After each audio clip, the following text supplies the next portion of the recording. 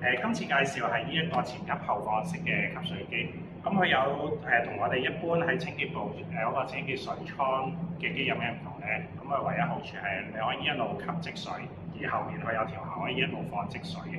咁佢嘅優點係在於唔使好似你哋平時用開嗰啲啦，吸到一桶水就要揾地方去放。呢一個你可以一路吸一路放，換言之你可以不斷咁樣工作。但係缺點係咩？缺點就係你要首先你要知道嗰笪地方有個地方可以去水嘅。你有個去水嘅地方，基本上呢部機咧一部機已經頂到係第30部機。咁而家講下呢部機點樣砌法或者係開佢嘅用法啦。因為呢個比較多啲掣，咁你會見到個版面上邊佢有三個公仔，一個零、一個 auto 同埋一個好似洗衣機嗰個去水掣。咁零就係閂咗機啦。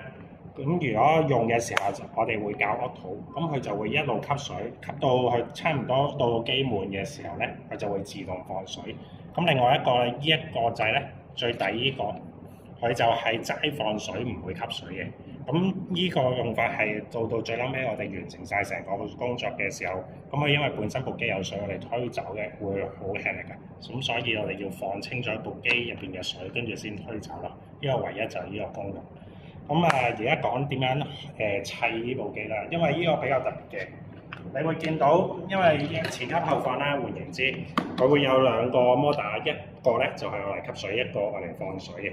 咁佢個機頭咧本身有兩條電線，一個咧就係正常我哋插蘇頭啦，另外一個又好似電燈泡呢個插蘇嘅。咁前面呢一個咧其實係抽水泵嗰個電源嚟嘅。咁如果我哋用嘅時候，呢個就一定要記得，因為呢個係比較重要。如果唔係就會燒機。你要打開呢個防水蓋，打開埋呢個插蘇頭，你會見到有個插蘇位嘅。插完佢之後，跟住呢一度你要扭翻實佢。點解要扭實咧？因為呢度如果你入咗水咧會漏電。咁你如果你扭實咗咧，佢呢度入邊基本上係入唔到水，咁安全好多。同埋呢一個插蘇，當你用嘅時候就一定要咁樣插。如果你唔咁插咧，佢啲水吸到咁上下，去到過咗呢個黑色位咧，佢呢個係摩打嚟㗎嘛，佢唔識放水咧，佢就會燒機或者漏電，跟住部機就會出現㗎。咁跟住之後，你就可以當翻平時嗰啲吸水機用啦，呢個拍翻個圖啦，咁佢就會吸水啦，跟住後面佢會駁條喉就會放水啦。咁而家就講下後面個設置係點。咁你會見到呢一個機咧，有時可能人哋上手同時洗機咧，會拆晒所有嘢嘅。咁我而家拆晒所有嘢俾你睇啦。正常佢會有呢三嚿嘢嘅。咁呢一個咧，如果你哋出機嘅時候，記得齊咗呢兩個。跟住先好推上去你要用嘅地方，因為如果唔係咧，你係拎咗部機上去，你都駁唔到後用。咁首先咧，呢一個吸落呢個位。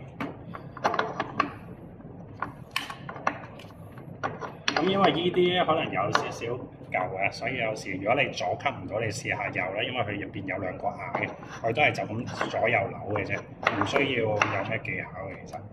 咁呢個再吸落去啦。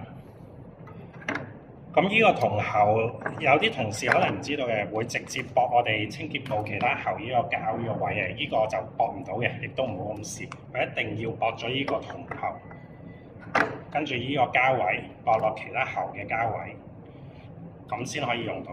咁跟住之後，你就將呢條喉個尾你擺去可以放水嘅地方咯，咁佢咪一路吸一路放咯。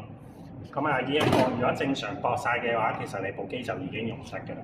咁另外仲有個注意啦，你可能個面積真係大啦，吸下，你發覺部機會停咗唔喐，冇咗去吸嗰個位，突然間停咗聲，唔使覺得奇怪或者覺得有問題。